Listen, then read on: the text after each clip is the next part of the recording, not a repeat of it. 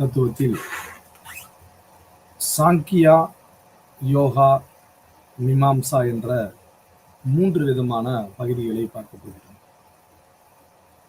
முதலில் நாம் அடிப்படையாக இந்த 3 சிந்தனை பள்ளிகளும் எவ்வாறாக இந்திய தத்துவத்தில் வந்து சேர்ந்துள்ளன என்பது பற்றிய ஒரு சிறிய அறிமுகத்தை பார்த்த பின்னர் நாம் ஒவ்வொரு விதமான சிந்தனை பள்ளிகளும் எந்த மாதிரியான கருத்துக்களை போதிக்கிறது என்பதை பற்றி நாம் பார்ப்போம். இந்திய தத்துவமானது மனிதனுடைய வாழ்வியல் முறைகளை செம்மைப்படுத்துவதற்காகவும் சரியான முறையில் சரியான வாழ்க்கையை மனிதகுலம் வாழ வேண்டும் என்பதற்காக பல்வேறு விதமான கருத்துக்களும் பல்வேறு விதமான சிந்தனைகளும் இந்திய தத்துவத்தில் புதிந்துள்ளன. அப்படிப்பட்ட இந்த இந்திய தத்துவமானது நாம் அனைவரும் அறிந்து இருக்கக்கூடிய வேதங்களிலிருந்து, அதாவது ரிக், யசூர், சாம, அதர்வன என்று சொல்லப்படக்கூடிய 4 விதமான வேதங்களில் உள்ள சார அம்சங்களில் இருந்து கிடைக்கப்படக்கூடிய கருத்துக்கள் தான் இந்த இந்திய தத்துவங்களினுடைய பல பிரிவுகளும். அவற்றை நாம் ஒவ்வொன்றாக பார்க்கிற பொழுது உபநிடத கருத்துக்கள் என்பது இந்த வேதங்களில் சொல்லப்படக்கூடிய 4 விதமான வேதங்களிலிருந்து நமக்கு கிடைக்கக்கூடிய மந்திரங்கள், ஆரண்யம் போன்ற வரிசைகளில் நமக்கு உபநிடத கருத்துக்கள் கிடைக்கின்றன. இந்த உபநிடதங்களினுடைய வாயிலாக, உபநிடதங்களினுடைய சிந்தனையாக, அவற்றின் கோட்பாடாகத்தான் தத்துவம் என்பது நமக்கு கிடைக்கிறது. அப்போ உபநிடத சிந்தனையிலிருந்து எடுக்கப்பட்ட இந்த கருத்துக்களானது வேதங்களை மையமாக, வேதங்களை தனது அதிகாரங்களாக ஏற்றுக்கொள்ளக்கூடிய பிரிவுகளாக நாம் இதை பார்க்கிறோம். அப்படி நாம் பார்க்கையில் இந்திய தத்துவமானது 2 வகையாக பிரிக்கப்படுகிறது. வேதங்களை ஏற்றுக்கொள்ளக்கூடிய பிரிவுகள் என்றும் வேதங்களை மறுக்கக்கூடிய பிரிவுகள் என்றும் பிரிக்கப்படுகிறது. இந்த வேதங்களை மறுக்கக்கூடிய பிரிவுகள் என 3 விதமான பிரிவுகளாக பார்க்கிறோம். புத்திசம், ஜெயினிசம், சார்வாக்கம் என்ற 3 பிரிவுகள் உள்ளன. வேதங்களை ஏற்றுக்கொள்ளக்கூடிய சிந்தனை பள்ளிகளாக, அதாவது ஆர்த்தோடாக்ஸ் ஸ்கூல் என்று ஆங்கிலத்தில் இதை கூறுவார்கள், ஆஸ்திக தர்சனம் என்றும் சமஸ்கிருதத்தில் கூறுவார்கள். இந்த ஆஸ்திக தர்சனா என்று சொல்லப்படக்கூடிய வேதங்களை ஏற்றுக்கொள்ளக்கூடிய இந்த ஆர்த்தோடாக்ஸ் ஸ்கூல் என்று சொல்லப்படக்கூடிய இந்திய தத்துவ பிரிவுகளானது 6 விதமான பிரிவுகளாக பிரிக்கப்படுகிறது. அவற்றில் முதல் பிரிவுகளாக நாம் பார்க்க இருப்பது நியாயா வைசேசிகா, சாங்கியா, யோகா, மீமாம்சா அண்ட் வேதாந்தா என்ற 6 பிரிவுகள் உள்ளன. இந்த 6 பிரிவுகளுமே தன்னுடைய கருத்துக்களை ஒவ்வொரு விதமான சிந்தனைகளில், ஒவ்வொரு விதமான சிந்தனை பள்ளி என்பது அவற்றுக்கான ஒரு தத்துவத்தை கடைபிடித்து நமக்கு கூறுகிறது. அனைத்துமே வேதங்களை ஏற்றுக்கொள்ளக்கூடிய பிரிவுகளாக கருதப்படுகிறது. ஆனால் அவற்றினுடைய வழிமுறைகள், அவற்றினுடைய பிரமாணங்கள் வேறு. அப்படி பார்க்கையில் இன்று நமக்கு இன்றைய வகுப்பிற்கு நாம் பார்க்க இருக்கக்கூடிய தலைப்பானது சாங்கிய, யோகா அண்ட் மீமாம்சா என்ற 3 பிரிவுகளை நாம் பார்க்க இருக்கிறோம். இவற்றில் சாங்கியா என்பது மிக பழமையான ஒரு இந்திய தத்துவ சிந்தனையாக கருதப்படுகிறது. இவற்றினுடைய ஆசிரியராக கபிலர் என்ற முனிவரை நாம் இந்த பகுதியினுடைய ஆசிரியராக கூறுகிறோம். சாங்கியா என்பது மிக பழமையான ஒரு தத்துவ சிந்தனை. இந்த சாங்கிய கருத்துக்கள் எதை பற்றி நமக்கு விரிவாக பேசுகிறது என்று நாம் மேலோட்டமாக பார்த்தோமேயானால், சாங்கிய கருத்துக்கள் என்பது எவல்யூஷன் என்று சொல்லப்படக்கூடிய பரிணாமம். எவ்வாறு அறிவியல் ஆராய்ச்சிகள் இருக்கக்கூடிய இன்றைய காலகட்டத்தில் நாம் எத்தனையோ விதமான டெஸ்ட் என்று சொல்லப்படக்கூடிய பரிசோதனையின் வழியாக இந்த உலகமானது எவ்வாறு தோன்றி இருக்கிறது என்று அறிவியல் பூர்வமான ஆராய்ச்சிகளை நாம் இன்று மேற்கொண்டு வருகிறோம். அப்படிப்பட்ட சூழலில் இந்த உபநிடத கருத்துக்களிலிருந்து பிறக்கப்பட்ட இந்த சிந்தனையானது கபிலர் பல 1000 வருடங்களுக்கு முன்னதாகவே இந்த உலகமானது எவ்வாறு தோன்றி இருக்கும், இந்த உலகமானது எதன் அடிப்படையில் தோன்றி இருக்கக்கூடும் என்ற பல ஒரு விரிவான விசாரணையை நமக்கு உபநிடத கருத்துக்களின் மூலமாக, அவற்றினுடைய பாடல்களினுடைய சிந்தனைகளின் மூலமாக இந்திய கருத்துக்கள் என்பது விரிவாக விளக்குகிறது. அப்படியெனில் எந்த அளவிற்கு கபிலருடைய அறிவு நுட்பம், அவருடைய அந்த சிந்தனை என்பது மிக தெளிவாகவும், அன்றைய காலகட்டத்தில் கூறிய செய்திகள் அனைத்துமே இன்றைய காலகட்டத்தில் பொருத்தி பார்க்கக்கூடிய அளவிற்கான ஒரு கருத்துக்களாக அமைந்துள்ளது என்பது ரொம்ப வியப்பான ஒன்று என்று நாம் இதை இந்திய தத்துவத்தை பார்த்து தெரிந்து கொள்கிறோம். அப்படி நாம் பார்க்கையில் இந்திய தத்துவத்தில் சாங்கியா பிலாசபி என்று சொல்லப்படக்கூடிய இந்த தத்துவமானது மெட்டாபிசிக்ஸ் என்று சொல்லப்படக்கூடிய புலன் கடந்த அறிவியல் சொல்கிறோம். புலன் கடந்த அறிவு, புலனறிவு, புலன் கடந்த அறிவு என்று சொல்கிறோம். அதாவது புலனறிவு என்பது நமது 5 புலன்களின் வழியாக நாம் காணக்கூடிய அந்த பெர்செப்ஷன் என்று சொல்லப்படக்கூடிய அந்த கண்காட்சியின் வழியாக கிடைக்கக்கூடிய அறிவுகளை நாம் புலன் அறிவு என்று கூறுகிறோம். புலன் கடந்த அறிவி என்று நாம் பார்க்கையில் அவை நமது சிந்தனைக்கு அப்பாற்பட்டு இன்ட்யூஷன் என்று அளவிற்கான ஒரு கருத்துக்களை வலியுறுத்துகிறது. அப்படி நாம் பார்க்கையில் இந்த சாங்கிய தத்துவமானது மெட்டாபிசிக்ஸ் என்று சொல்லப்படக்கூடிய புலன் கடந்த மெய்யியலை தேடுவதற்கான ஒரு கருத்தியல் பாடமாக உள்ளது. இங்கு தத்துவத்தில் கூறப்படக்கூடிய மெட்டா என்றால் பியாண்ட் என்று அதற்கு ஒரு பொருள். அதாவது இந்த பிசிக்ஸ் என்பதை நாம் எக்ஸிஸ்டன்ஸ் என்று தத்துவத்தில் பிரிக்கிறார்கள். மெட்டா என்றால் பியாண்ட் என்றும், பிசிக்ஸ் என்றால் எக்ஸிஸ்டன்ஸ் என்ற ஒரு கருத்தையும் கூறிவிட்டு, the metaphysics searches for the truth which is beyond the natural existence. எவ்வாறு நம்மளுடைய அந்த இருத்தலை பற்றிய இந்த சிந்தனைகளானது எவ்வாறு இந்திய தத்துவத்தில் சாங்கியத்தினுடைய கருத்துக்களின்படி அவற்றினுடைய உண்மையை எவ்வாறு நாம் விரிவான விசாரணையின் மூலமாக தெரிந்து கொள்வது என்பதுதான் இந்த பரிணாம வளர்ச்சியினுடைய நோக்கமாக இருக்க முடியும் என்பது சாங்கியத்தினுடைய தத்துவத்தினுடைய கருத்தாக அமைகிறது. அப்ப சாங்கியா பிலாசபி அடிப்படையில் எவ்வாறான ஒரு 4 விதமான பிரிவுகளை நாம் இதை பிரித்து கொள்ளலாம். சாங்கிய தத்துவம் முழுமையாக ஒரு எலாபரேட்டடாக எவ்வாறு இந்த உலகம் தோன்றி இருக்கக்கூடும் என்ற ஒரு அறிவு நுட்பமான ஒரு பகுதி தான் இந்திய தத்துவத்தில் சாங்கிய தத்துவம் என்பது. ஏனால் இது முழுக்க ஒரு அறிவியல் சிந்தனையுடன் பார்க்கக்கூடிய ஒரு பகுதியாக இருக்கிறது. ஆகவே இதை நாம் ஒரு 4 பிரிவுகளாக நாம் இதை பிரித்து கொண்டால் நாம் படிப்பதற்கும் நமக்கு எளிமையாக புரியும் என்ற ஒரு நம்பிக்கையில் இந்த சாங்கிய தத்துவத்தினை, சாங்கியத்தில் கூறப்படக்கூடிய தத்துவ சிந்தனையினை நாம் ஒரு 4 வித பிரிவுகளாக நாம் இதை பிரித்துக் கொள்கிறோம். அப்படி பார்க்கையில் முதல் பிரிவாக காசேஷன் என்று நாம் சொல்லுகிறோம். த தியரி ஆஃப் காசேஷன் அப்படின்னு சொல்றோம். இது என்ன சொல்றாங்க அப்படின்னா, இதற்கு சமஸ்கிருதத்தில் அவங்க சொல்லக்கூடிய வார்த்தைகள் சத்காரியவாதா அப்படின்றது இதனுடைய வார்த்தை. தியரி ஆஃப் காசேஷன்னாலும் உங்களுக்கு கொஸ்டின்ல எக்ஸ்பிளைன் த சத்காரியவாதா அப்படின்னு சொன்னாலும், சாங்கிய தத்துவம் காசேஷனை பத்தி, இந்த தியரி ஆஃப் காசேஷனை பத்தி என்ன சொல்லுது அப்படின்ற கருத்துக்கள் தான் சத்காரியவாதம் என்று அழைக்கப்படுகிறது. அப்போ முதலாவதாக சொல்லப்படக்கூடிய இந்த தியரி ஆஃப் காசேஷன், இந்த தியரி ஆஃப் காசேஷன் என்ன சொல்லுது அப்படின்றது நாம் பார்த்தோமே. ஆனால் ஃபர்ஸ்ட் அவை சொல்லப்படக்கூடியவை மெட்டீரியல் காஸ் அப்படின்னு சொல்றாங்க. என்ன மெட்டீரியல் காஸ் அப்படின்னு சொன்னா, ஒரு சேர் இருக்கு, அந்த சேருக்கு நம்ம ஒரு சேரை உருவாக்கணும்னா நமக்கு அதுக்கான மெட்டீரியல் தேவைப்படுது. அப்ப அவங்க என்ன சொல்றாங்கன்னா, வுட், இந்த மரம் என்பது இந்த ஒரு பொருள் உருவாவதற்கான ஒரு மிக முக்கியமான ஒரு காரணம். அதற்காக அவர்கள் சொல்லப்படக்கூடிய இந்த பொருள் காரணம் மெட்டீரியல் காஸ் அப்படின்னு சொல்றாங்க. அடுத்ததாக ஃபார்மல் காஸ் அப்படின்னு சொல்றாங்க. இந்த ஃபார்மல் காஸ் அப்படின்றது என்ன அப்படின்னா வடிவம். இப்ப ஒரு 4 கால் இருக்கக்கூடிய அனைத்தையுமே நம்ம சேர்னு சொல்ல மாட்டோம். இப்ப டேபிளை எடுத்துக்கிட்டோம்னா, உதாரணத்துக்கு டேபிள் எடுத்துக்கிட்டோம்னா, டேபிளும் 4 கார் தான், 4 கால்களை கொண்டுள்ளது. ஆனா அதை நம்ம இந்த டேபிளை பார்த்துட்டு சேர்னு சொல்லுவோமா? சொல்ல மாட்டோம்.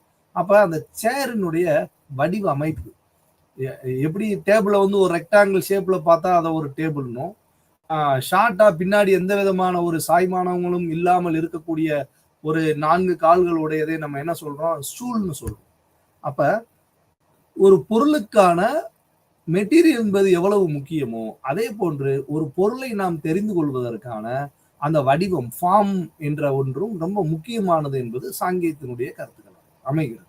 அப்ப அனைத்தையுமே நாம் ஒரே எலிமெண்ட்ஸ் தான் இருக்குதுன்னு சொல்லி நம்ம அதை வந்து ஒரே பொருளாக கருதிவிட முடியாது என்பதுதான் இந்த சாங்கியத்தினுடைய சிந்தனையாக இருக்கிறது.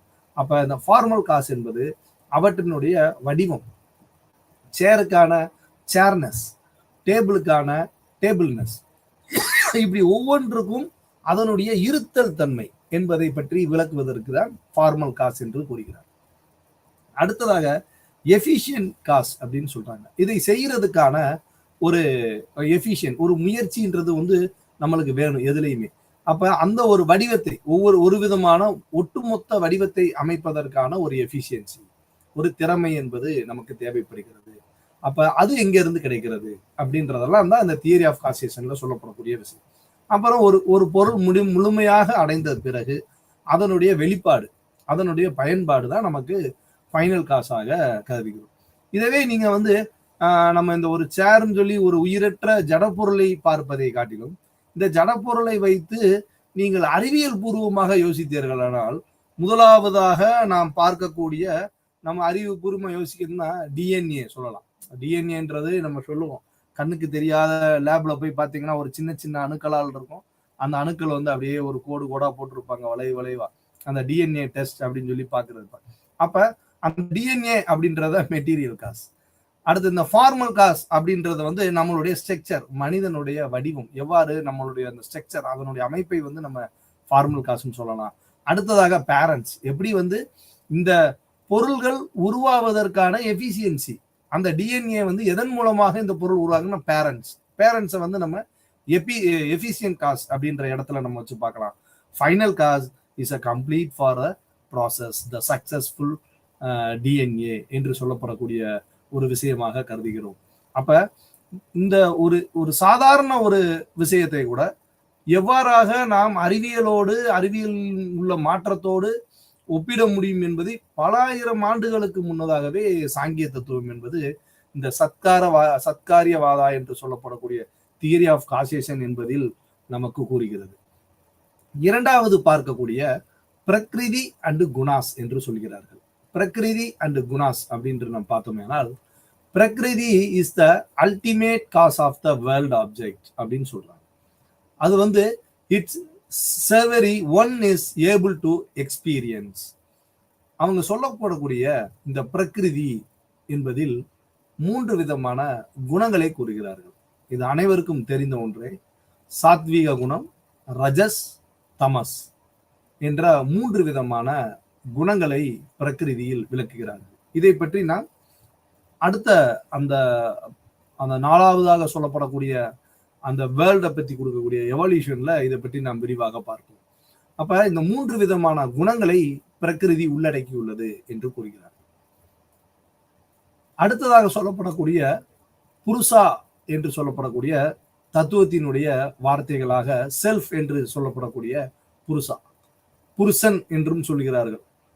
பிரகிருதி and Purusha are interrelated and are the ultimate reality of the world என்று சொல்கிறார்.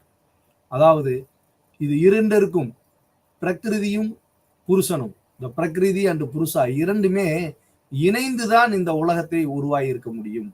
இது ரெண்டு தான் வந்து அல்டிமேட் ரியாலிட்டி. இது ரெண்டும் வந்து இன்டர் ரிலேட்டட், ஒன்றுக்கு ஒன்று தொடர்பு உடைய தன்மையுடையது. இதை நாம் பிரித்து பார்க்க இயலாது. இந்த உலகத்தை நாம் பார்க்க வேண்டுமெனில் இந்த உலகத்தினுடைய அந்த எவல்யூஷன், பரிணாம வளர்ச்சியை நாம் பார்க்கிற பொழுது புருஷனையும் பிரகிருதி என்று சொல்லப்படக்கூடிய இந்த ஜடப்பொருளையும் நம்மால் பிரித்து பார்க்க இயலாது. ஏனெனில் இவை இரண்டையும் ஒன்றுதான். இவை இரண்டையும் உள்ளடக்கிய ஒரு பகுதியாகத்தான் இந்த உலகத்தை பார்க்க முடியும். ஏனெனில் இது பெயரிலும் வடிவங்களிலும் வெவ்வேறதாக இருந்தாலும் கூட, அவற்றினுடைய தன்மைகள் வேறதாக இருந்தாலும் கூட, இரண்டும் சேர்ந்தே பயணிக்கிறது என்பதுதான் இவற்றினுடைய சிந்தனையாக விளங்குகிறது.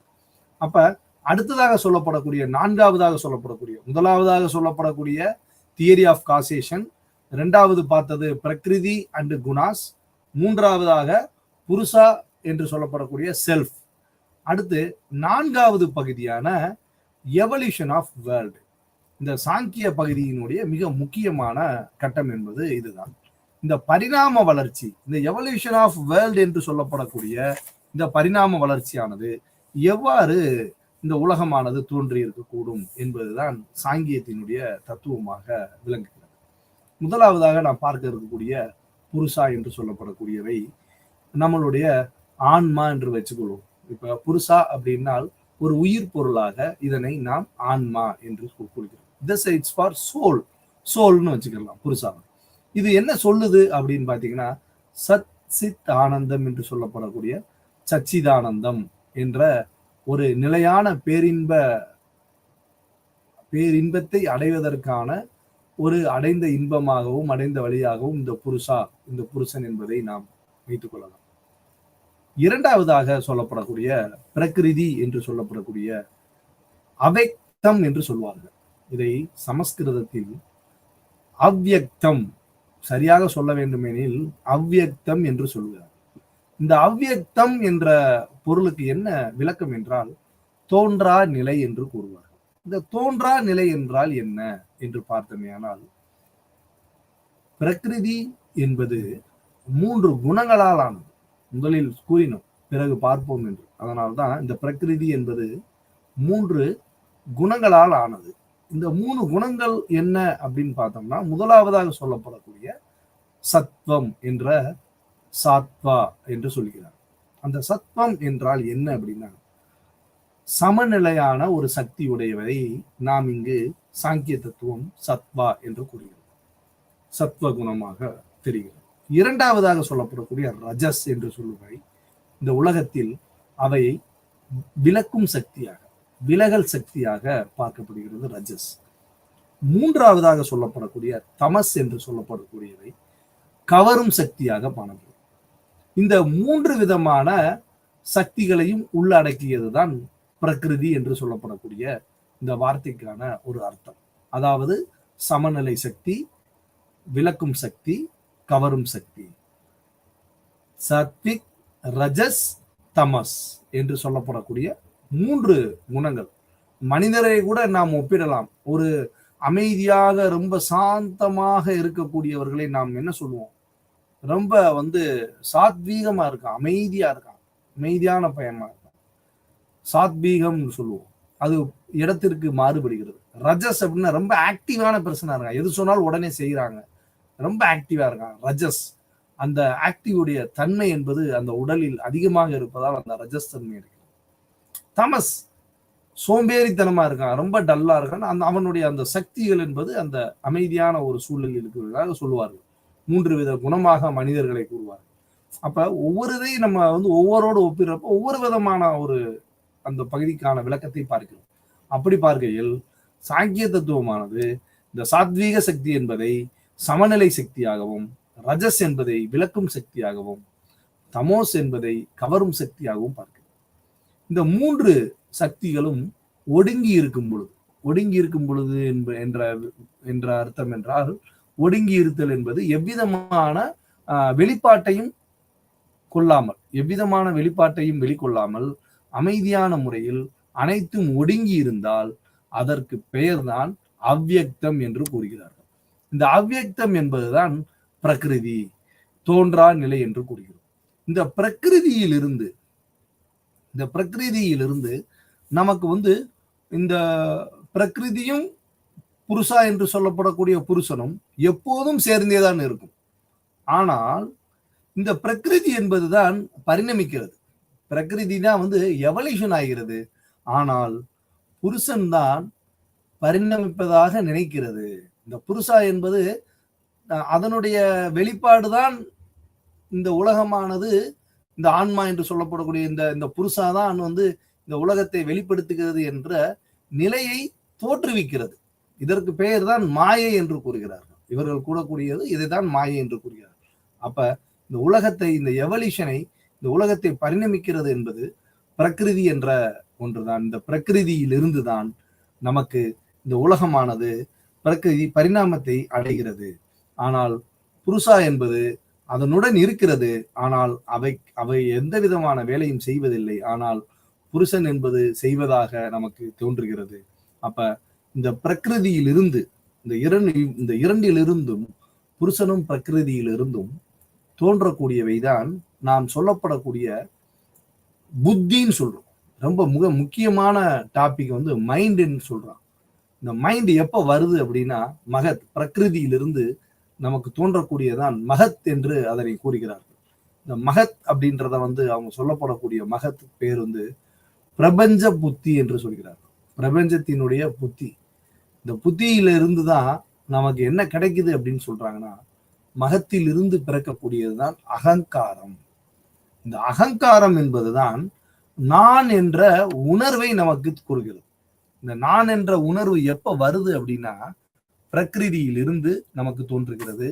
பிரகிருதியில் இருந்து நமக்கு கிடைக்கக்கூடிய மகத் என்று சொல்லப்படக்கூடிய இந்த புத்தியின் வழியாக, இந்த புத்தியில் இருந்துதான் நமக்கு என்ன கிடைக்குதுன்னு பாத்தீங்கன்னா அகங்காரம் என்ற நான் என்ற ஒரு உணர்வாக கிடைக்கிறது. இந்த நான் உணர்வு அதோட நின்றுதா அப்படின்னு பார்த்தோம்னா கபிலர் என்ன சொல்றார் அப்படின்னா, இந்த நான் என்ற உணர்வானது நமக்கு ஒரு விதமான மனத்தை, ஒரு இயல்பான ஒரு உணர்ச்சியினை கொடுத்து, அந்த இயல்புணர்ச்சி என்பது நமக்கு அந்த தெய்வீக உணர்வை, பகுத்தறிவை பெற்றுவதற்கான ஒரு தெய்வீக உணர்வை நமக்கு அளிக்கிறது. எதை அளிக்கிறது என்றால் இந்த அகங்காரத்தின் மூலமாக நமக்கு இந்த தெய்வீக உணர்வானது வெளிப்படுகிறது. இந்த தெய்வீகமான உணர்வு வெளிப்படுகிறது என்றால் இந்த தெய்வீகமான உணர்வை பெறுவதற்கு சில வேலைகள் நடக்கிறது. அவை என்ன வேலைகள் என்று சாங்கிய தத்துவம் பார்த்தோமேயானால் அவற்றை 2 விதமான பகுதிகளாக அவர்கள் கூறுகிறார்கள். இந்த அகங்காரத்தின் இருந்து வெளியாக வரப்படக்கூடிய இந்த இயல்புணர்ச்சியிலிருந்து நாம் தெரிந்து கொள்வது என்னவென்றால், ஞானேந்திரியங்கள், கர்மேந்திரியங்கள் என்று 2 பகுதிகளாக பிரிக்கிறார்கள். இந்த ஞானேந்திரியங்கள், கர்மேந்திரியங்கள் என்பவை இந்த மோட்டார் ஆர்கன்ஸ் என்று சொல்கிறார்கள். அதாவது மோட்டார் ஆர்கன்ஸ்னா வந்து ஒவ்வொன்றுக்கும் ஆர்கன்ஸ். என்ன ஆர்கன்ஸ் அப்படின்னு பாத்தீங்கன்னா 5 ஆர்கன்ஸ் சொல்றாங்க. இந்த பார்த்த வந்து பெர்செப்ஷன், நம்ம கண்களால் பார்க்கக்கூடிய விஷயங்களை, அவற்றுக்கு வந்து ஞானேந்திரியங்கள் உறுப்புகள், 5 விதமான ஞானேந்திரிய உறுப்புகள் என்று சொல்கிறார்கள். அதை வந்து நம்ம வந்து ஏற்கனவே பார்த்துருக்கோம். ஐ, இயர், நோஸ், டங், ஸ்கின். இந்த 5 விதமான ஆர்கன்ஸ் அவங்க வந்து ஞானேந்திரிய உறுப்புகள். நம்மளுடைய இந்த வெளியில் இருக்கக்கூடிய உடல் உறுப்புகளுக்கான வடிவத்திற்கு ஞானேந்திரியங்கள் என்றும், கர்மேந்திரியங்கள் என்று சொல்கிறார்கள். இந்த கர்மேந்திரியங்கள்னா என்ன அப்படின்னு பாத்தீங்கன்னா கர்ம உறுப்புகள்னு சொல்றாங்க. இதுக்கு வந்து தமிழ்ல சொல்லப்படக்கூடிய கர்மேந்திரியங்கள்னா கர்ம உறுப்புகள். கர்ம உறுப்புகள்னா வாய், கை, வாய், குதம், குறி என்று சொல்கிறார். இந்த வாய் என்பது நமக்கு தெரியும். உங்களுக்கு என்ன, எப்படி நம்மளுக்கு வந்து அந்த நம்ம மவுத் அப்படின்னு சொல்லப்படக்கூடிய ஸ்பீச், மவுத், வாய் வழியாக செய்யப்படக்கூடிய நாம் வெளியிடக்கூடிய வார்த்தைகள். இந்த கர்ம உறுப்புகள்னு அதுதான் நம்ம செய்களுடைய ஆக்ஷன். கர்மம்னாலே நம்ம வந்து ஆக்ஷன் சொல்றோம், கர்மானாலே ஆக்ஷன் சொல்லுவோம். அப்ப கர்மேந்திரியங்கள்னா நாம் செய்யக்கூடிய உறுப்புகள். என்ன உறுப்புகள்? கர்ம உறுப்புகள்னா இந்த நம்மளுடைய உடல் உறுப்புகள்ல எதெல்லாம் கர்ம உறுப்புகள் அப்படின்னு கபிலர் என்ன கூறுறாருன்னா வாய். வாய் எதுக்கு சொல்றாரு அப்படின்னா பேச்சுக்கள். நம்ம சரியான பேச்சுக்களை பேசுறோமா இல்ல தவறான பேச்சுக்கள் பேசுறோமா அப்படின்ற ஒரு வித்தியாசத்தை தெரிந்து கொள்வதற்காக இதை கர்மேந்திரிய உறுப்புகளில் கொடுக்கிறார். அப்ப கை, கை எப்படி வந்து நம்மளுக்கு வந்து இந்த பிரிஹென்சன் என்று சொல்லுவார். பிரிஹென்சன், கை, ஹேண்டை வந்து பிரிஹென்சன் சொல்றோம். ஃபீட் அப்படின்றது வந்து நம்ம வந்து மூமெண்ட், நம்மளுடைய மூமெண்ட் எவ்வாறு இருக்குது, மூமெண்ட்டை பத்தி பேசக்கூடியவை ஃபீட்டாக கர்மேந்திரியங்களாக இருக்குது. ஜெனிட்டல்ஸ், ரீப்ரொடக்ஷன் என்று சொல்லப்படக்கூடிய நம்மளுடைய உற்பத்தியான உறுப்புகளை பற்றி பேசுகிறார். ரெக்கம்டம், எக்ஸ்கிரீஷன் என்று சொல்கிறார். ரெக்கம்டம். அப்ப ரெக்டம் அப்படின்றத வந்து எக்ஸ்கிரீஷன் என்று சொல்றார். இது போல ஒவ்வொரு விதமான உறுப்புகளாக கை, கால், வாய், குதி, குறி, இவை அனைத்தையுமே மனிதனுடைய கர்ம உறுப்புகளாக சாங்கிய தத்துவம் வலியுறுத்துகிறது. இவற்றின் வழியாக, ஒவ்வொரு விதமான இந்த உறுப்புகளின் வழியாக நாம் மேற்கொள்ளக்கூடிய செயல்கள், இவற்றின் இந்த செயல்களின் வழியாக நாம் எதை தெரிந்து கொள்கிறோம் என்பதை விளக்குவதற்காகத்தான் கபிலர் வந்து இந்த மாதிரி கர்மேந்திரியங்கள் என்ற ஒரு 5 பிரிக்கிறார். அடுத்ததாக சொல்லப்படக்கூடிய இந்த கர்மேந்திரியங்களுக்காக இந்த 2 விதமான சிந்தனைகள் பிறந்த பிறகு மனிதனுடைய இயல்புணர்ச்சி இவற்றின் வழியாக, இந்த ஞானேந்திரியங்களின் வழியாகவும் கர்மேந்திரியங்களின் வழியாகவும் நமக்கு கிடைக்கக்கூடிய வெளிப்பாடுகளை அவர்கள் தன்மாத்திரைகள் என்று கூறுகிறார். 5 விதமான தன்மாத்திரைகளாகவும் 5 விதமான பூதங்கள் என்று, அதாவது ஐம்பூதம் சொல்றோம். அந்த ஐம்பூதங்கள்ன்றது எப்படி வருது அப்படின்னா, இந்த தன்மாத்திரைகளின் வழியாகத்தான் நம்மளுக்கு சொல்லப்படக்கூடிய 5 விதமான தன்மாத்திரைகள் மற்றும் ஒருங்கே சேரக்கூடிய இடத்திலிருந்து, அதாவது காது ஒளி சத்தம் கிடைக்கக்கூடிய பகுதியும், பார்க்கக்கூடிய ஒளி அது வெளிச்சத்தை கண் பார்க்கக்கூடிய ஒரு விஷயமாகவும், ரூபம் என்று சொல்லப்படக்கூடிய உடல் வழியாக நாம் ரூபத்தை பெறுகிறோம், நாக்கு வழியாக ரசம் என்று சொல்லப்படக்கூடிய அந்த சுவையை உணர்ந்து கொள்ளக்கூடிய ஒரு பாக நாக்கு என்பதை நாம் பயன்படுத்துகிறோம். அடுத்ததாக கந்தம் என்று சொல்லப்படக்கூடிய மூக்கு, ஸ்மெல், அதை கந்தம்னு சொல்றோம். கந்தம் வழியாக நாம் இந்த 5 தன்மாத்திரைகளின் வழியாகவும் அவை ஒன்று சேர்ந்து சேரக்கூடிய இடத்தின் வழியாக நாம் பெறக்கூடியவை தான் 5 விதமான பூதங்கள் என்று சொல்லப்படக்கூடிய ஈத்தர் என்று சொல்லப்படக்கூடிய ஆகாசம், வாயு, அக்னி, ஆபா என்று சொல்லப்படக்கூடிய திரவம், பிருத்திவி என்று சொல்லப்படக்கூடிய இந்த நிலம். அப்ப பிருத்திவி என்று சொல்லப்படக்கூடிய இந்த 5 விதமான பஞ்சபூதங்களும் நமக்கு இந்த தன்மாத்திரைகளின் வழியாக கிடைக்கின்றன என்பதுதான் சாங்கியத்தினுடைய இந்த உலகமானது எவ்வாறு உருவாகி இருக்கக்கூடும், இந்த உலகத்தை எவ்வாறு தோற்றி இருக்க முடியும் என்று பார்த்தோமேயானால், இந்த உலகமானது புருஷா என்று ஒன்றும் பிரகிருதி ஒன்றின் வெளிப்பாடு இணைந்து வெளிப்படுத்திய ஆன்மாவும் மற்றும் குணங்களும் 3 விதமான குணங்களின் மூலமாக இந்த உலகமானது வெளிப்பட்டுள்ளது. அந்த வெளிப்பாட்டினுடைய வழியாக நமக்கு கிடைக்கக்கூடிய புத்தி என்பதை மகத் என்று கூறுகிறார்கள். அந்த மகத்தின் மூலமாக நாம் பெறக்கூடிய உணர்வினை, நான் என்ற உணர்வினை, அந்த ஐனஸ் என்ற உணர்வினை அவர்கள் அகங்காரம் என்ற மொழியாகவும், அகங்காரத்தின் மூலமாக நாம் தெரிந்து கொண்டதின் வெளிப்பாடாக நாம் எவ்வாறு நம்மளுடைய மனத்தையும் நம்மளுடைய இயல்புணர்ச்சியின் வழியாக பெறக்கூடிய 5 விதமான ஞானேந்திரியங்கள் வழியாகவும் 5 விதமான கர்மேந்திரியங்கள் வழியாகவும் நம்மளுடைய செயல்கள் உள்ளன என்பதையும், அவற்றினுடைய வெளிப்பாட்டின் உச்சமாக தன்மாத்திரைகள் என்று சொல்லப்படக்கூடிய 5 விதமான தன்மாத்திரைகள் ஒரு சேர்ந்து சேரக்கூடிய இடங்களின் மூலமாக நமக்கு கிடைக்கக்கூடிய பஞ்சபூதங்களின் வழியாகவும் இந்த உலகமானது தோன்றி இருக்கிறது என்ற ஒரு எவல்யூஷன் தியரியை இந்த சாங்கிய தத்துவமானது நமக்கு கூறுகிறது. அப்ப கபிலர் அவர்கள் ஒவ்வொன்றும் த டிவைன் நேச்சர், இயற்கையினுடைய ஒரு தெய்வீக உணர்வை எவ்வாறு வெளிக்கொட வேண்டும் என்பதுதான் இந்த கபிலருடைய சாங்கிய தத்துவமாக நாம் இதை பார்க்கிறோம். எய்ம் ஆஃப் சாங்கியா பிலாசபி என்று சொல்வார்கள்.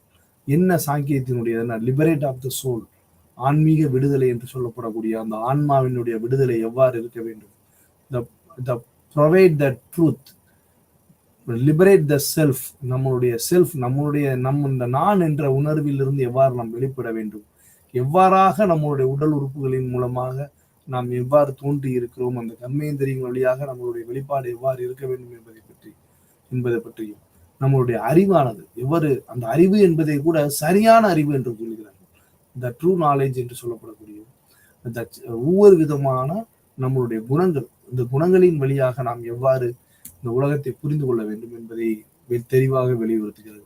மற்றும் சாங்கிய தத்துவமானது இந்த பிரமாணாஸ் என்று சொல்கிறார். பிரமாணாஸ் என்றால், பிரமா என்றால் நாலேஜ் என்று சொல்கிறோம், வேலிட் நாலேஜ். பிரமா என்றால் தத்துவத்தில் கூறப்படக்கூடியவை வேலிட் நாலேஜ். பிரமாணா என்றால் ஒரு எண்ணியை சேர்த்துட்டீங்கன்னா என்ன வருது அப்படின்னா சோர்ஸ் ஆஃப் வேலிட் நாலேஜ். இந்த அறிவு என்பதை, இந்த வேலிட் நாலேஜ் என்று சொல்லப்படக்கூடிய அறிவினை எவ்வாறு நாம் பெறுகிறோம் என்பது பெயர் தான் சோர்ஸ் ஆஃப் வேலிட் நாலேஜ் என்று சொல்கிறோம். அப்ப பிரமாணா என்றால் சோர்ஸ் ஆஃப் வேலிட் நாலேஜ் என்று கூறுகிறோம். அந்த சோர்ஸ் ஆஃப் வேலிட் நாலேஜ் கிடைக்கக்கூடிய பிரமாணங்களாக நமக்கு மொத்தம் 10 பிரமாணங்கள் இந்திய தத்துவத்தில் கூறப்படுகின்றன.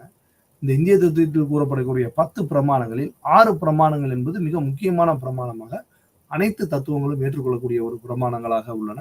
அவற்றில் ஒவ்வொரு தத்துவ சிந்தனையும் ஒவ்வொரு விதமான பிரமாணங்களை ஏற்றுக்கொள்கிறது. அந்த வரிசையில் சாங்கிய தத்துவமானது 3 விதமான இந்த சோர்ஸ் ஆஃப் வேலிட் நாலேஜ் என்று சொல்லப்படக்கூடிய அறிவு கிடைப்பதற்கான வழிகளாக 3 விதமான வழிமுறைகளை அவை பின்பற்றுகின்றன. முதலாவதாக வழிமுறை என்று சொல்லப்படக்கூடிய இன்ஃபரன்ஸ் என்று சொல்லப்படக்கூடிய நம் கண்காட்சியின் வழியாக பெறக்கூடிய ஒரு தகவல்களை அவர்கள் வேலிட் நாலேஜாக ஏற்றுக்கொள்கிறார்கள். அடுத்ததாக சொல்லப்படக்கூடிய இன்ஃபரன்ஸ் என்று சொல்லப்படக்கூடிய இன்ஃபரன்ஸ் என்றால் நாம் இதை என்ன சொல்றோம் அப்படின்னா, இன்ஃபரன்ஸை அனுமானம்னு சொல்லலாம்.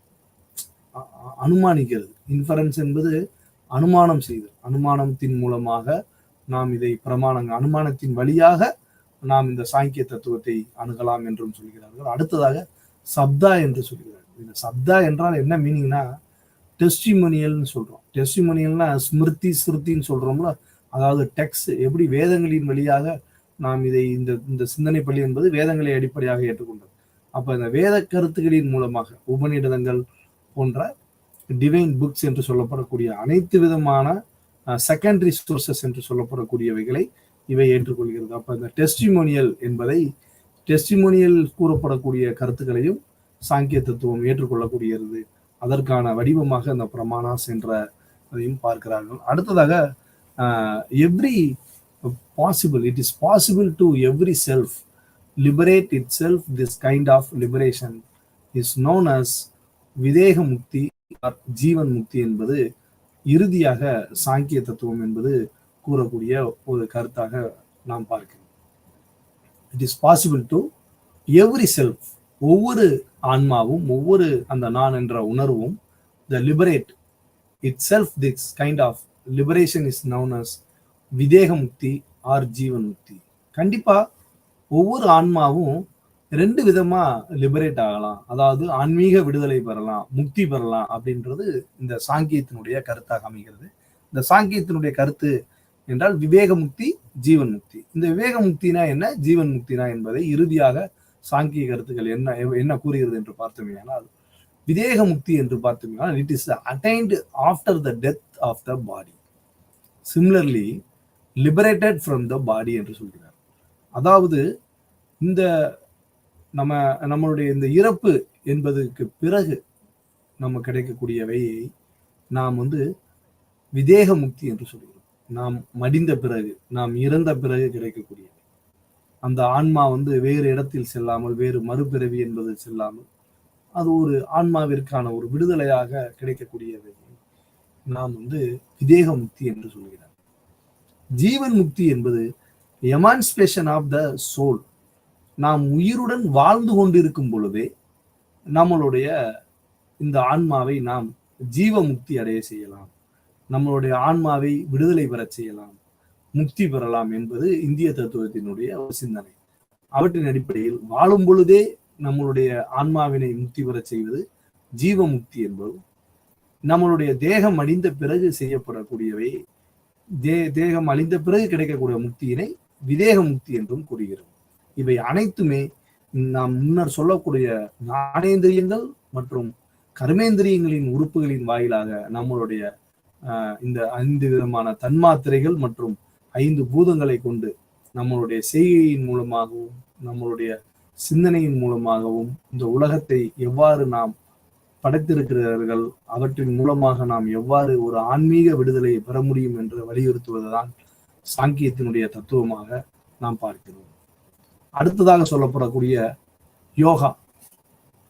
யோகா என்பது பதஞ்சலி முனிவரால் நாம் பார்க்கக்கூடிய ஒரு விதமான இந்திய தத்துவத்தில் இவர்களும் வேதங்களை ஏற்றுக்கொள்ளக்கூடிய சிந்தனை பள்ளியில் தான் வருகிறார்கள். இருந்தாலும் கூட இவற்றினுடைய கருத்துக்கள் என்பது யோகா என்று சொல்லப்படக்கூடியனால் நம்மளுடைய வாழ்வியல் முறைகளை எவ்வாறு சூத்திரங்களாக எவ்வாறு விதமான ஒரு வடிவமைப்புகள் மூலமாக தெரிவிக்கிறார் பதஞ்சலி முனிவர். அப்ப பதஞ்சலி மகரிஷி நமக்கு சொல்றது புரோபன் யோகா பிலாசபியில அவர் சொல்றது சமாதி பதா என்று சொல்றார். அந்த சமாதி பதா என்பதை 51 சூத்திரங்களில் விளக்குகிறார் பதஞ்சலி முனிவர். ஒவ்வொரு விதமான சூத்திரங்கள், ஒவ்வொரு யோக சூத்திரம் சொல்றோம். இது போல அந்த சமாதிபதா என்ற அந்த சமாதிபதம் என்ற ஒரு கருத்துக்களை 51 சூத்திரங்களாக பிரித்து வைக்கிறார். அடுத்ததாக சாதன பதா என்று சொல்கிறார். அவற்றை 55 சூத்திரங்களாக பதஞ்சலி முனிவர் பிரிக்கிறார். விபூதி பதா அதுவும் ஒரு 55 விதமான சூத்திரங்களில் பிரிக்கிறார். அடுத்ததாக கைவல்ய பதா என்று சொல்கிறார். கைவல்ய பதா என்பதை 34 விதமான சூத்திரங்கள். இப்படி பாத்தீங்கன்னா மொத்தம் பாத்தீங்கன்னா ஒரு 195 சூத்திரங்களை பதஞ்சலி முனிவர் நமக்கு அறிஞர். இந்த 195 சூத்திரங்களும் இந்த உபநிடதத்தினுடைய கருத்துக்களின் மூலமாக ஒவ்வொரு விதமான உபநிடத கருத்துக்களின் சிந்தனையின் வாயிலாகவே நமக்கு கிடைக்கிறது. அப்ப இந்த உபநிடத சிந்தனையிலிருந்து பெறக்கூடிய வேதங்களை ஏற்று பெறக்கூடிய சிந்தனையினுடைய கருத்துக்களாக இந்த யோகா என்று சொல்லப்படக்கூடிய சிந்தனை பள்ளியும் அமைகிறது. இந்த யோக கருத்துக்களின் வழியாக நமக்கு சொல்லப்படக்கூடிய பதஞ்சலி முனிவர் 195 சூத்திரங்களை இந்த யோகாவில் கூறுகிறார். இந்த ஒவ்வொரு விதமான 4 விதமான பிரிவுகளாக இந்த சூத்திரங்களை வழிவகுத்துக்கிறார். ஏனெனில் ஒவ்வொரு விதமான பாதைகளும் ஒவ்வொரு விதமான விஷயங்களை போதிக்கிறார். இப்ப நீங்க சமாதிபதா என்று சொல்லப்படக்கூடிய அந்த 51 சூத்திரங்களும் நமக்கு என்ன சொல்லித்தருது அப்படின்னு பாத்தீங்கன்னா கான்சென்ட்ரேஷன் என்று சொல்லிக்கிறோம். கான்சென்ட்ரேஷன் நம்மளுடைய மனதை எவ்வாறு ஒருநிலைப்படுத்துவது என்பதை பற்றி சொல்லுவோம். அப்ப இந்த கான்சென்ட்ரேஷன் நமக்கு ஒற்றுமை யூனியனை பற்றி எவ்வாறு ஒரு ஒற்றுமையுடன் இருக்கணும் அப்படின்றதை சொல்லப்படக்கூடிய கருத்துக்களை தான் யோக சிந்தனை வலியுறுத்தும். இப்ப ஸ்லைட்ல இருக்கிறது யோகாவினுடைய 8 விதமான வழிமுறைகள். அஷ்டாங்க யோகா என்று சொன்னால் என்ன என்றதை நாம போட்டிருக்கோம். இது யோகத்தை பற்றியான ஒரு பொதுவான விளக்கத்தை நாம் இப்ப தெரிஞ்சிட்டு இருக்கோம். இதை நீங்க நோட்ஸ்ல இது இல்லையே அப்படின்னு எது நினைச்சிட வேணாம். இது யோகாவினுடைய ஒரு பொதுவானது. யோகத்தை நிறுவியவர் பதஞ்சலி முனிவர். பதஞ்சலி முனிவர் 4 விதமான பிரிவுகளாக சூத்திரங்களை யோகத்தை பிரித்துக் கொள்கிறார். அவற்றில் சமாதி பதா என்றும் சாதன பதா என்றும் விபூதி பதா என்றும் கைவல்ய பதா என்றும் 4 விதமான பதங்களாக பிரித்து கொண்டு அதனை சூத்திரங்களாக ஒவ்வொரு சமாதி பதா 51ஆகவும் சாதன பதா 55 சூத்திரமாகவும் விபூதி பதாவும் 55 சூத்திரங்களாகவும் கைவல்ய பதா என்பது 34 சூத்திரங்களாகவும் பிரிக்கப்படுகிறது. கிட்டத்தட்ட ஏறத்தாழ 195 சூத்திரங்களாக பதஞ்சலி முனிவர் எழுதி வைத்துள்ளார். இந்த சூத்திரங்களின் வழியாக கிடைக்கக்கூடிய அந்த யோகா அஷ்டாங்க யோகா என்பதைத்தான் நாம் இப்பொழுது விரிவாக பார்க்க இருக்கிறோம். அதுதான் அந்த ஸ்லைட்ல இருக்கு. அப்ப இந்த ஒவ்வொரு விதமான பகுதிகளும் நமக்கு என்ன கூறுகிறது? இந்த சூத்திரங்கள் நமக்கு கான்சென்ட்ரேஷன்னா என்ன அப்படின்னு சொல்லுது. எது? இந்த சமாதிபதா என்பது கான்சென்ட்ரேஷன். எவ்வாறாக யூனியன் ஒருமைப்பாடுடன் இருக்க வேண்டும், ஒற்றுமையுடன் இருக்க வேண்டும் என்பதற்கான ஒரு வலியுறுத்துதலை இந்த சமாதிபதா என்று சொல்லப்படக்கூடிய 51 சூத்திரங்களின் வழியாக விளக்குகிறார். இரண்டாவதாக சொல்லப்படக்கூடியவை சாதன பதா என்று சொல்லப்படக்கூடிய சாதனம். சாதனம்னா வழி நம்ம சொல்லுவோம். அப்ப அதை என்ன சொல்றாங்க அப்படின்னா பிராக்டிஸ்ன்னு சொல்லலாம். நம் பயிற்சிகள் எப்படி சாதனம் எப்படியான பயிற்சிகளை மேற்கொள்வதன் வழியாக நாம் அந்த முக்தியினை அடைய முடியும். அனைத்து தத்துவங்களுமே கூறப்படுவது என்னன்னா த லிபரேஷன். இந்த லிபரேஷன்ன்றது அந்த லிபரேஷன்ற இடத்துல என்ன லிபரேஷன்றதுதான் அந்த சோலா மனிதனுடைய பாடியா அப்படின்றதான். அப்ப இங்க சில கருத்துக்கள் மனிதனுடைய ஆன்மா பத்தி பேசுது, சில கருத்துக்கள் மனிதனை பத்தி மட்டும் பேசுது. இது போல பல கருத்துக்கள் இருக்குது. அப்ப இந்த பிராக்டிஸ் காமனா சொல்லணும்னா எவ்வாறு இந்த பயிற்சிகளின் மூலமாக நாம் இந்த வீடு பேரினை அடைவது என்பதை பற்றி சொல்லக்கூடிய சாதன பதா என்று சொல்லப்படக்கூடிய 55 சூத்திரங்களின் வழியாக நமக்கு எவ்வாறாக பயிற்சிகளை மேற்கொள்ள வேண்டும் என்பதை விளக்குகிறார் பதஞ்சலி.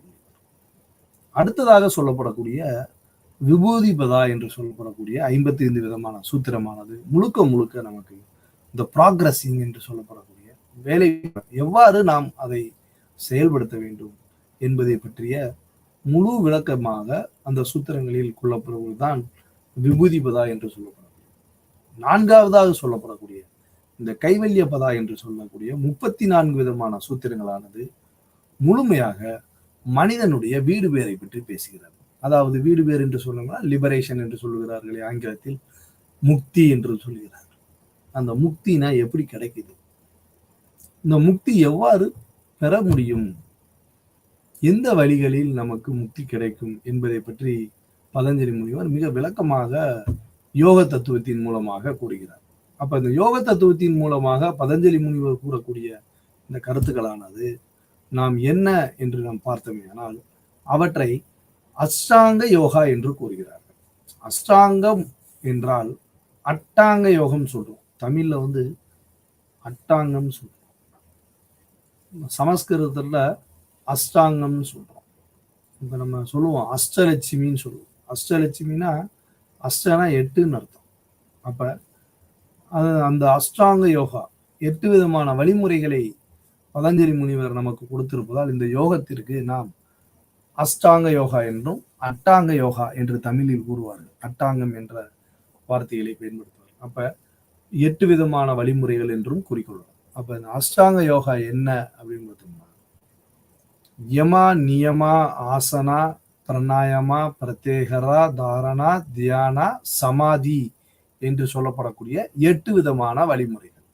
எவ்வாறு இந்த உடலானது, இந்த தேகமானது வாழ்வியல் முறையில் இந்திய தத்துவத்தின் கருத்துக்கள் படி பதஞ்சலி முனிவரினுடைய தத்துவ கோட்பாட்டின் வழியாக நாம் எவ்வாறு ஆன்மீக விடுதலை பெறுவது, எவ்வாறு நம்மளுடைய ஆன்மா விடுதலை பெறும் என்பதை பற்றி விளக்குகிறார். அவர் என்ன சொல்றார் அப்படின்னா 8 விதமான யோக வழிமுறைகளின் மூலமாக நாம் வீடு பேரை அடையலாம் என்று கூறுகிறார்.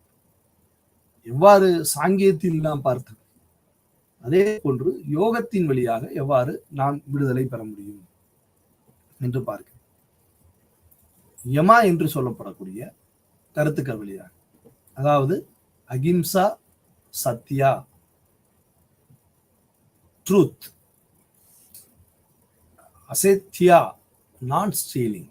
இந்த அகிம்சை என்ன உங்களுக்கு தெரியும், எல்லாருக்கும் தெரிந்தக்கூடிய ஒண்ணு. சத்தியம், எப்பயுமே உண்மையை பேச வேண்டும். இந்த யோகா என்று சொன்னால் வெறும் ஆசனம் மட்டும் கிடையாது.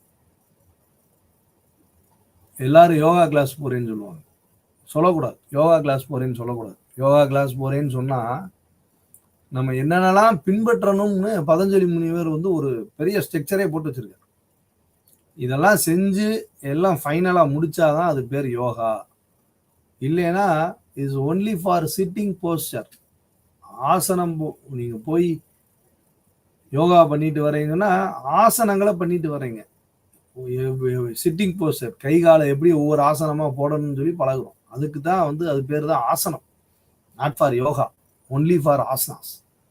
அப்ப இந்த யோகா அப்படின்ற அடைவதற்கு அவர் சொல்லப்படக்கூடிய யமா, யமானா என்ன?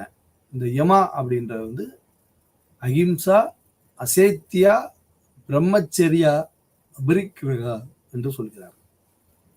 அப்ப இந்த அகிம்சை என்று சொல்லப்படக்கூடிய சத்தியம், ட்ரூத், எப்பயுமே உண்மை பேசணும், பொய் சொல்லக்கூடாது, நான் ஸ்டீலிங், பிறருடைய பொருளை திருடக்கூடாது, ரொம்ப முக்கியமானது. திருடக்கூடாது, எடுக்கணும்னு நினைக்கக்கூடாது. இந்த கண்ட்ரோல் ஃபார் சென்சஸ், பிரம்மச்சரிய விரதம். எவ்வாறு நம்மளுடைய புலன்களினுடைய உறுப்புகளையும் நாம் அடக்கி ஆள வேண்டும், கட்டுப்பாடா வச்சுக்கிறணும், மனதை அடக்கி கொள்ளணும். மனதை அடைக்கிறது எல்லாத்துலேயுமே, சாப்பிட்ற விஷயத்துல கூட நம்மளுக்கு அது நம்மளுடைய உடல் உறுப்புக்கு தேவையில்லாத ஒரு உணவு பொருளாக, உடல் கூறுக்கு தேவையில்லாதன்னா அதை எடுத்துக்கிற கூடாது. அது மாதிரி நம்மளுடைய சென்ஸையும் அடக்கி வைக்கக்கூடிய ஒரு பயிற்சி. அக்செப்டிங் நான் அக்செப்டிங் ஃபார் கிப்ஸ்ன்னு சொல்றாங்க. யாரும் பரிசுகள் கொடுத்தா கூட அதை என்ன செய்யக்கூடாதுன்றாங்க. கன்வெர்டஸ்னஸ் என்று சொல்லப்படக்கூடிய எதையும் அக்செப்ட் பண்ணக்கூடாதுன்னு சொல்றாங்க. இதெல்லாம் யமம் என்ற ஒரு சிந்தனையில் பதஞ்சலி முனிவர் விளக்குகிறார். இதெல்லாம் நம்ம ஃபாலோ பண்ணணும்னு சொல்றாரு. அடுத்ததாக சொல்லப்படக்கூடிய நியமம். நியமால சஞ்சா, சந்தோஷா, தபசா, சவத்யா அப்படி சொல்லப்படும். இந்த சப்தயால சொல்லப்படக்கூடிய ஸ்டடி ஆஃப் ரிலீஜியஸ் பிரின்சிபிள்ஸ், அனைத்து விதமான சமய கருத்துக்களையும் அனைத்து விதமான சமயத்தினுடைய கொள்கைகளையும் அக்செப்ட் பண்ணணும். என்னுடைய சமயம் தான் பெருசு, என்னுடையதுதான் பெருசு அப்படின்னு நினைக்க கூடாது. அனைத்து விதமான ஸ்டடி ஆஃப் ரிலீஜியஸ் பிரின்சிபிள்ஸ், ஒவ்வொரு விதமான சமயங்களில் சொல்லப்படக்கூடிய கருத்துக்களை ஏதேனும் தெரிந்தால் அதை மறுக்கக்கூடாது. அவற்றினுடைய வழிபாட்டு முறைகள், அவற்றினுடைய வழிமுறைகள் அனைத்தையும் ஏற்றுக்கொள்ள வேண்டும் என்பதை கூறுகிறார். டாலரன்ஸ், தபாஸ் என்று சொல்கிறார். இந்த தபாஸ் என்றால் டாலரன்ஸ் வந்து நம்ம தமிழ் என்ன சொல்லணும்னா சகிப்புத்தன்மை, டாலரேட் பண்ணி ஏதாவது செய்யறாரு அப்படின்னா நம்மளுக்கு பிடிக்காம இருந்துட்டா கூட அதை வெளிப்படுத்தக்கூடாது. ஐயோ எனக்கு அது பிடிக்கலையே அப்படின்னு வெளிப்படுத்தக்கூடாது. வெளிப்படுத்தினா அவர் சங்கடப்படலாம். அப்ப யாருடைய மனமும் நோகாத அளவிற்கு இருக்கக்கூடிய ஒரு செயலாக டாலரன்ஸ் என்று சொல்லப்படக்கூடிய அந்த விஷயத்தை, அதே மாதிரி சந்தோஷா என்று சொல்லப்படக்கூடிய சாட்டிஸ்பேக்ஷன், திருப்திகரமான ஒரு வாழ்க்கை. எது கிடைத்தாலும் அதை ஒரு திருப்திகரமாக நேர்த்தியாக செய்ய வேண்டும் என்ற உணர்வுடன் அதை செய்ய வேண்டும் சொல்றோம். அப்புறம் கிளீன்லினஸ், நல்லா சுத்தமா குளிக்கணும். நம்மளுடைய செல்ஃப் ரெஸ்பெக்ட் என்று சொல்லப்படக்கூடிய நம்மளுடைய அந்த சுய மரியாதையை நாம் காப்பாற்ற வேண்டிய அளவிற்கான ஒரு ஒழுக்க சிந்தனை. எவ்வாறு சுத்தத்துடன் இருக்கும், ரொம்ப மோசமா குளிக்காம கொள்ளாம டெய்லி சோம்பேறித்தனமான இருக்கக்கூடாது. ரெகுலரா நல்லா உடம்பை எவ்வாறு நாம் உள்ளத்தை சுத்தமாக வைத்துக் கொள்கிறோமோ அதுபோல் நம்மளுடைய உடம்பையும் சுத்தமாக வைத்துக் கொள்ள வேண்டும் என்று வலியுறுத்துகிறது நியமம். இந்த ஆசனா என்று சொல்லப்படக்கூடிய மூன்றாவது சிந்தனையில் sitting position, steadiness, lightness, health, mental and body கண்ட்ரோல்னு சொல்றாங்க. அதாவது நம்மளுடைய ஆசன பயிற்சி, நம்ம உட்காரக்கூடிய விதங்கள், எப்படி உட்காரணும், எப்படி நம்மளுடைய ஆசனங்களை மேற்கொள்ளணும் என்றதை நம்ம கத்துக்கிறணும். எப்படி நம்மளுடைய அந்த உடல் சோர்வடையாகவும் ரொம்ப திறம்பட இருக்கக்கூடிய அளவிற்கு ஸ்டெடினஸாகவும் இருக்கக்கூடிய அளவுக்கு வச்சுக்கிறணும்.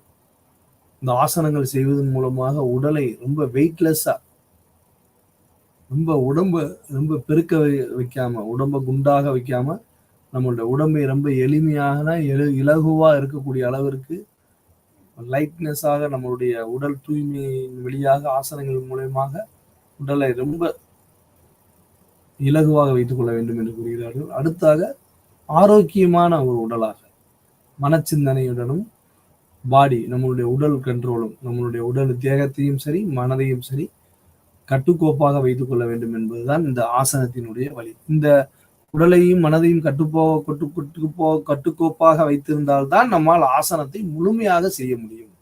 இந்த ஆசனம் என்பது ரொம்ப முக்கியமாகும். இந்த ஆசனம் செய்வதன் வழியாகத்தான் நமக்கு பல்வேறு விதமான நன்மைகள் கிடைக்கின்றன. ஒவ்வொரு விதமான ஆசனத்தின் மூலமாக ஒவ்வொரு விதமான நன்மைகள் கிடைக்கின்றன. ஆனால் இவை அனைத்தையும் ஒரு சேர செய்தால் மட்டும்தான் ஆசனம் என்பது வெற்றிகரமாக செய்து முடிக்க முடியும். அவ்வாறு நாம் அந்த ஆசனத்தை செய்கிற பொழுது மிக முக்கியமான ஒன்று பிராணாயாமா என்று சொல்லப்படக்கூடிய மூச்சு பயிற்சி என்று சொல்கிறோம். பிராணாயாமா என்று சொன்னால் மூச்சு பயிற்சி. Inhalation of breath, retention of breath, exhalation of breath. வந்து மூச்சை எப்படி இழுக்க வேண்டும், மூச்சை ஒரு பக்கம் இழுத்துட்டு எப்படி ஒரு பக்கம் விடுறது, மூச்சை எப்படி நிலைநிறுத்துவது, அது போன்று நாம் ஒவ்வொரு ஆசனத்திற்கும் ஒவ்வொரு விதமான மூச்சு பயிற்சிகள் உண்டு என்று சொல்கிறார். ஒரு ஆசனத்தில் நாம் அமரும் பொழுது அந்த ஆசனத்தில் அமரக்கூடிய போஸ்டர்ஸ் என்று சொல்லப்படக்கூடிய செய்முறைகள், அந்த போஸ்டர்ஸ் செய்கிற பொழுது நாம் மூச்சை எவ்வாறு இழுக்க வேண்டும், எப்பொழுது அந்த ஆசனம் நிறைவு பெறும் பொழுது மூச்சை விட வேண்டும் என்ற கூடிய ஆசனங்கள் எல்லாம் நமக்கு உள்ளன. அப்ப இந்த மூச்சு பயிற்சி என்பது ரொம்ப முக்கியமான ஒன்று. ஏதோ டிவியில காட்டுறாங்கன்னு சொல்லிட்டு நம்ம வாட்டுக்கு கால் கையை போட்டு செய்யக்கூடியது இல்லை. அப்படி செய்யறது பலன் அளிக்காதுன்னு சொல்றாங்க. அந்த பலன்ன்றது எப்ப கிடைக்கும்னா, நம்ம சொல்லப்படக்கூடிய யமம் நியமம் ஆசனம் என்று சொல்லப்படக்கூடிய அவற்றினுடைய கருத்துக்களை எல்லாம் வழி நடத்தி பிராணாயாமம் என்று சொல்லப்படக்கூடிய அந்த மூச்சு பயிற்சியின் வழியாக, மூச்சை நாம் எவ்வாறு மூச்சு பயிற்சி செய்கிறோமோ அவற்றின் வழியாக ஒவ்வொரு ஆசனத்திற்கும் தகுந்தாற் போல் அந்த மூச்சு பயிற்சியின் வழியாகத்தான் நமக்கு ஆசனத்தினுடைய வெற்றி என்பது அமைகிறது. அப்ப இந்த இன்ஹலேஷன் ஆஃப் பெர்த், எப்படி மூச்சை உள்ளே இழுப்பது, மூச்சை எப்படி வெளியே விடுவது, எப்படி மூச்சை நிலைநிறுத்துவது என்றை பற்றி தெரிந்து கொள்வதுதான் பிராணாயாமம் என்று கூறுகிறார். அடுத்ததாக சொல்லப்படக்கூடிய பிரத்யேகரா என்று சொல்கிறார். பிரத்யேகரா என்றால் நம்மளுடைய சிந்தனையில் உள்ள எமோஷன்ஸ், ஆசைகள் போன்ற அனைத்தையும் நம்மளுடைய பிசிக்கல் ஆர் மென்டல், நம்மளுடைய உடல் ரீதியாகவும் சரி மன ரீதியாகவும் சரி நம்மளுடைய மனதை ஃப்ரீ ஆக்கிடும். ஆசைகள் இருந்தால் அந்த ஆசை மனதில் ஓடிக்கிட்டே இருக்கும். அந்த மாதிரி சிந்தனைகள் எதுவும் இல்லாத அளவிற்கு பிரத்யேகரம் என்றால் அதான் எல்லாத்தையுமே உள்ளக்கூடிய நம்மளுடைய ஆசை, விருப்புகள் போன்ற அனைத்தையும் நம்ம வெளியே வச்சிடணுன்றாங்க. எல்லாத்தையுமே வந்து அதை வந்து கண்ட்ரோல் பண்ணணும், எல்லாத்தையுமே ஃப்ரீ பண்ணிடணும் அப்படின்னு சொல்லப்படக்கூடிய பகுதி தான் இந்த பிரத்யேகரா. Free from hindrance, feeling, theories, beliefs, desires, emotions, ஆசைகள், உணர்வுகள், நம்மளுடைய நம்பிக்கை எதுவா இருந்தாலும் சரி, அதை ஃபுல்லா நம்மளுடைய மனச்சிந்தனையிலிருந்து வெளியே வந்து வச்சிடணும். அதை வந்து மைண்டை வந்து ஃப்ரீயா வச்சுக்கிறணும். அடுத்தபடியா சொல்லப்படக்கூடிய தாரணா. இதெல்லாம் செஞ்சுட்டு வந்தாதான் இந்த பிரத்யேகரா இதெல்லாம் ஃப்ரீனஸா வச்சு எந்த விதமான சிந்தனையும் மைண்ட்ல இல்லாம இருந்தாதான் நம்மளுக்கு மைண்ட் என்பது ஒரு கண்டினியூஸ்லி என்று சொல்லப்படக்கூடிய நம்மளுடைய கட்டுப்பாட்டிற்குள் வரும்ன்றாங்க. இந்த முன்னாடி சொல்லப்படக்கூடிய 5 விதமான விஷயங்களை நாம் செய்வதன் மூலமாக நமக்கு இந்த மனதினுடைய சிந்தனையானது ஒரு கட்டுப்பாட்டிற்குள் வருகிறது. எப்படி வருகிறது என்றால், நாம் எதை நோக்கி தியானம் செய்கிறோமோ, நாம் எதை நோக்கி பிராக்டிஸ் பண்ணணும் அப்படின்னு நினைக்கிறோமோ, அந்த ஒரு ஆப்ஜெக்ட் மேல நம்மளுடைய சிந்தனையை ஒருநிலைப்படுத்துவதற்கு இந்த தாரணம் என்பது மிக முக்கியமாக கருதப்படுகிறது. அடுத்ததாக சொல்லப்படக்கூடிய தியானம் என்பது total content of the mind at any given time. நம்மளுடைய மனச்சிந்தனையை எவ்வாறு நாம் நம்மளுடைய கட்டுப்பாட்டிற்குள் வைத்துக் கொள்வது என்பதற்கு பெயர் தான் தியானம் என்று கூறுகிறார். அப்ப இந்த ஆசனம் என்பது எங்க இருக்கு, தியானம் என்பது எங்க இருக்கு அப்படின்னு நம்ம பார்த்தோம்னா எத்தனை ஸ்டேஜ் வருதுன்னு பாருங்க. அதாவது யமா, நியமா, ஆசனா, பிரணாயமா, பிரத்யேகரா, தாரணா, தியானா, இந்த சொல்லப்படக்கூடிய 6 விதமான சிந்தனைகளையும் நாம் கடந்து வந்தால்தான், 6 விதமான சிந்தனைகளையும் நாம் 6 விதமான வழிமுறைகளையும் நாம் சரியாக கடைபிடித்து சரியாகவும் நேர்த்தியாகவும் செய்து வந்தால் மட்டும்தான் இந்த தியானம் என்று சொல்லப்படக்கூடிய இந்நிலையினை நாம் அடைய முடியும். இந்த தியான நிலையை அடைந்தால்தான் நம் மனதை எவ்வாறு ஒருநிலைப்படுத்தி ஒருமுகப்படுத்தி ஒரு பொருளின் மீது, எதையும் ஒரு பொருள் மீது நாம் சிந்தனையை வைக்க வேண்டும் என்றால் அந்த தியானம் என்பது மிக முக்கியமானது. இந்த தியானத்தின் வழியாகத்தான் நாம் கடைசியாக சொல்லப்படக்கூடிய வீடு பேறு என்று சொல்லப்படக்கூடிய சமாதி, சமாதி என்று சொல்லப்படக்கூடிய முக்தின்னு சொல்றாங்க. நம்ம சமாதின்னு சொல்றாங்க யோகால. இந்த சமாதின்றதா முக்தி. எப்படி நம்ம வந்து ஒரு இலக்கை, நம்மளுடைய பாதையை எவ்வாறு அடைய முடியும் என்பதற்கான ஒரு வழிமுறைகளாக யமா, நியமா, ஆசனா, பிரணாயமா, பிரத்யேகரா, தாரணா, தியானா, சமாதி என்ற 8வது நிலையை அடைவதற்கு இந்த 7 நிலைகளின் வழியாக நாம் நம்மளுடைய நிலையினை அடைய முடியும் என கூறுகிறார். அப்ப இந்த யோகா சிந்தனை என்பது அஷ்டாங்க யோகத்தின் வழியாக நம்மளுடைய இந்த யோக வழிமுறைகளை கூறுகிறது.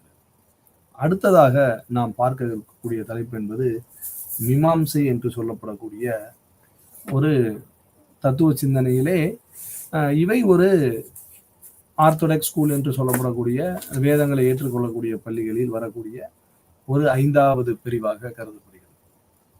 இந்த மீமாம்சை என்பது வந்து நம்ம என்ன சொல்றாங்க அப்படின்னா, the aims of Mimamsa is to give rules for the interpretations of the Vedas, the earliest scriptures of Hinduism, and to provide a philosophical justification for the observance of Vedic ritual அப்படின்னு சொல்றோம்.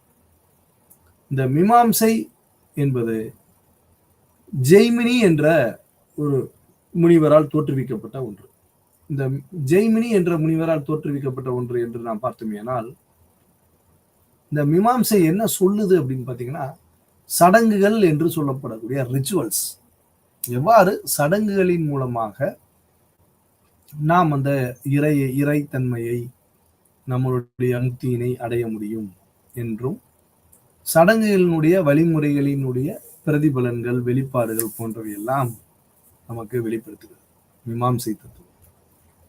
இந்த மீமாம்சை தத்துவமானது, மீமாம்சை வந்து நமக்கு சொல்றது வந்து என்கொயரின்னு சொல்றோம். மீமாம்சை தத்துவம் ஆராய்தல் என்ற ஒரு விஷயத்தை கூறுகிறது.